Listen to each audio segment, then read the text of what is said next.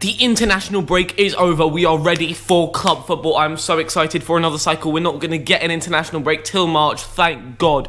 So loads of club football coming at us. And today we are going to go through our Europe team of the season so far from the big leagues in Europe. Liverpool Man City is today. I'm wearing my Darwin Núñez shirt. And we are going to be talking about some Liverpool and Man City players in this team of the season. And shall we just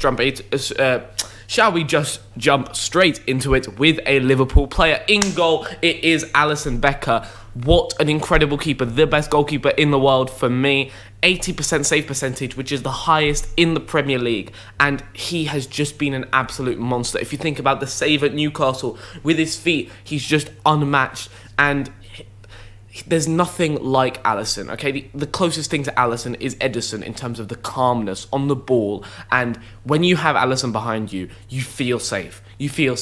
And he has also prevented 1.6 goals. His post-shot expected goals is good. It is above 0. So he's just been brilliant. And I cannot wait to see if he can make a difference in this Man City game, because I'm telling you, he certainly can. And if you think about it, Liverpool's defence this season only conceded 10 goals, which is the lowest in the league alongside Arsenal. So he has to go in there for me. And today, I think for the game, he will be extremely crucial. Moving on to a Man City player at right back, it is, of course, Kyle Walker. And what a season this guy has had. I've always thought he's brilliant, in my opinion, the best right back in Premier League history in terms of what he can do defensively. He is the Ashley Cole of modern day and just brilliant. He had that one mistake at Sheffield United, and other than that, he's been flawless. He's shut down most of the wingers he's come up against, and I just feel like when you have Walker, like he stopped Mbappe at the World Cup. Not many defenders can say that, and he's up against loads of right backs that have had good seasons this year. The likes of Trent, I think he's been good, but then if you go outside of the Premier League, you could put some like Jules Koundé, Achraf Hakimi. None of them can defend as well as Kyle Walker. And I think that Kyle Walker, in that Manchester derby, I thought he was sensational. And going forward, I think he's improving a lot. And he is certainly the best Premier League right back in history. Now, centre-backs, we're going outside of the Premier League. We are going to Barcelona, to their Uruguayan magical centre-back, Ronald Araujo. Now, this guy, at the age of just 24, I feel like he is unbelievable. Okay, I watched him for Uruguay, right? He scored against Argentina, and in that Bolivia game, right, check out the other video about CONMEBOL. In that Bolivia game, he was incredible, right? That first goal all came from him, his ball carrying, and a through pass down the right wing to Facundo Pellistri when Darwin Núñez then scored. But he is, like, Barcelona's defence is still not the best, right? We've seen is still not the best. But he is one of those things, right? The recovery pace on Araujo is incredible, right? The physicality is there, right? On the ball, I think he's solid, and I think he has the potential to be the best centre-back in the world one day. He's already very close to that these days at the age of just 24. Really, really good player. Also did score the winner for them, last-minute winner against Real Sociedad away. So, yes. And then we are going back to the Premier League. We are going to Tottenham Hotspur because I feel like Mickey van der Ven has to be in this team. For what he has done this season, he has absolutely transformed that Tottenham defence. And now with him being injured, right, I think that this is where Tottenham's form goes like this. It is not going to be good without him, because I feel like we went to go watch him at the Tottenham game. On the ball, as a modern-day centre-back, he's brilliant. And again, his legs move so quickly. And I feel like him and Romero, the perfect dynamic next to each other, polar opposites. And it just looks so good. Right, Romero, I feel like Van der Ven's been better this season and also didn't get himself sent off. So I had to put Van der Ven in here. And I felt like Spurs deserve some representation. And spoiler, I have left out James Maddison and stuff like that. So even though he probably should have been in this team, that is why I've gone for Van der Ven. And I feel like after Tottenham's brilliant form this season, no one would have expected it. There had to be minimum one Spurs player in. Could have certainly been more. Okay, moving on to left back. And if people who are doing team of the seasons are not having this guy in, they need to get their brains checked, because what an incredible season it has been for Alex Grimaldo. Now, Benfica, if you look at the club he's just left, Benfica, complete and utter state. It's not looking good over there, and the reason is Grimaldo. The creativity, right? He's a left back, for God's sake. 11 games, 6 goals, 4 assists. And it's not just about that, it's about the way he plays the game. He's had 20 shots from left back. He's absolutely insane. His long ball accuracy is good this year. He's created 16 chances, and defensively, well, Leverkusen play that sort of back 3, back 5. He does not get caught out. Bayer Leverkusen are having a sensational season, just 1 point behind Bayern Munich with a game in hand. I feel like he has been absolutely crucial, and he's kept someone like Piero Hincapié, who I rate really highly, right, out the side. Hincapié is kind of moving into the centre-back role, fine, because Grimaldo has made that left-back spot his own. And he's already 28, so he's not a young gun, and people haven't really rated him to the level that we're rating him now, because this season he's just absolutely popped off, and one of Bayer Leverkusen's best players, if not their best player. And then the dynamic they have on the other side with Jeremy Frimpong, Florian Wirtz and Boniface up front, you can see why they are doing really, really good this season. Now, we are moving into our 2 midfielders, because I am playing a 4-4-2, and the first midfielder, he will be absolutely, let's hope, not destroying Liverpool today. Rodri has to be in there, because in my opinion he is one of the best, if not the best players in the Premier League in terms of what Man City can do with him and without him. Without him, it's such a difference. He's so important, so integral to the way that they play.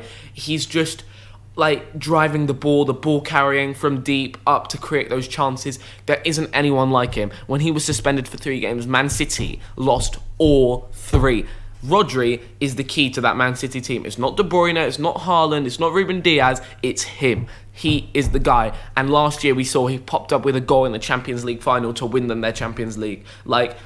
He had to be in this team, no doubt. And then there is no way that I could leave out a Girona player from this team, because they are top of La Liga and they are insane. And I had to go with Alex Garcia, that guy in the midfield who's just dictating the games for them. He's on 7 goal contributions in 13 games, and every single time I watch him, I just think he's incredible. Against Villarreal, I thought he was so good. At the Almeria game, he's just been popping off this year, right? He's not like last season was all right for him, like he was good, but no one talked about him as they are talking about him now. Now, if you don't watch La Liga, you probably don't know how good Alex Garcia has been this year. But I'm telling you right now, he has been so, so good. His passing, his ball carrying, his crossing, his chance creating, and he is the key to that Girona team. You've got Dovbyk up front, Savio and stuff like that. Loads of good players that have contributed to Girona's success this year. He is one of them. He is, in my opinion, the main one. And Girona would not be top of the league without him. Now, moving on to the right wing, Mo Salah. That is right, he is running down the wing, and he is the Egyptian king, and he will hopefully cook Man City today. Mohamed Salah, after the form that he has this season, already on 10 goals, 4 assists, and it's not just about that, it's about the way he contributes to the game, it's about the chances he creates. He could already have 10 assists this year. His chance creation, he's turning more into that creator role rather than the finisher role, and yet he's still scoring 10 goals. And it's his movement. He terrorizes defenders. Last season, towards the end of last season, he was incredible. Think about the 7-0 game against Man United. And this year, whenever we need him, he turns up. He is a big game player too, so hopefully today he could do something to Man City. And then off the left wing, there is no way that Kylian Mbappe can be left out of this team, because this guy is an animal, right? He's playing in the French league. People saying French league tax or whatever, just chill out, right? The talent on this guy, we've seen it at the World Cups and stuff like that. He is incredible, one of the best players in the world. And if he doesn't go Real Madrid next summer, Liverpool come calling real quick, because this guy, bro, 14 goals this season already.